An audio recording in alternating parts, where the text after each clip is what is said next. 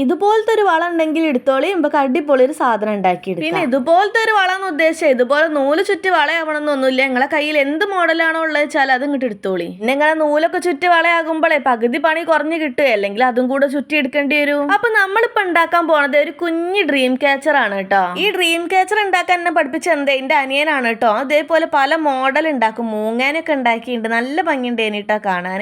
പക്ഷെ ഞാൻ അതിന്റെ അയൽവക്കത്ത് എത്തൂല എന്നുള്ളത് വേറെ കാര്യം. പിന്നെ ഈ വീഡിയോയിൽ കാണുന്ന പോലെ വളയമ്മിൽ അങ്ങോട്ട് നൂല് ചുറ്റി എടുക്കുക. ഫസ്റ്റ് ഒരു ലെയർ ചുറ്റിയതിന് ശേഷം പിന്നെ അതിന്റെ പകുതിയിൽ വെച്ചിട്ടാണ് അടുത്തത് ചെയ്യേണ്ടത്. വീഡിയോ കാണുമ്പോൾ നമുക്ക് മനസ്സിലായി ഉണ്ടാവും എന്ന് വിചാരിക്കണം. അങ്ങനെ ചുറ്റി ലാസ്റ്റ് നടുക്ക് എത്തുമ്പോഴേ നമുക്ക് അതിലൊരു മുത്തും കൂടെ വെച്ചു കൊടുക്കാം. കുറച്ച് ഭംഗിയൊക്കെ ആയിട്ട് ആയിക്കോട്ടെ. ആയപ്പോഴേ ഇനി എന്ത് ചെയ്യുന്നു ഞാൻ ഇങ്ങനെ ആലോചിച്ചപ്പോഴാണ് ഒരു ചെണ്ട് കൊടുക്കാന്നുള്ള ഒരു ബുദ്ധി എനിക്ക് വന്നത്.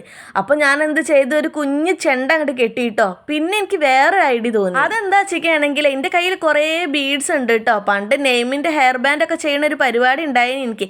അപ്പൊ അതിൽ കുറേ സ്പെല്ലിംഗ് ഉണ്ട് അവിടെ ഇവിടെ എത്താതെ കിടക്കണേ. അപ്പൊ ഞാൻ നോക്കിയപ്പോഴാണെങ്കിലോ പീലിക്കുട്ടീന്റെ സ്പെല്ലിംഗ് അതിലുണ്ട്. അപ്പൊ ഞാൻ വിചാരിച്ചു നമുക്ക് പീലിന്റെ പേരിൽ ഒന്നങ്ങോട്ട് ആക്കാൻ. ഇഷ്ടപ്പെട്ടിക്കാണെങ്കിൽ ഒരു ലൈക്കൊക്കെ തന്നോളിട്ടോ. പിന്നെ അഭിപ്രായം കമന്റ് ആയിട്ട് പോന്നോട്ടെ. അപ്പൊ അത്രയേ ഉള്ളൂ.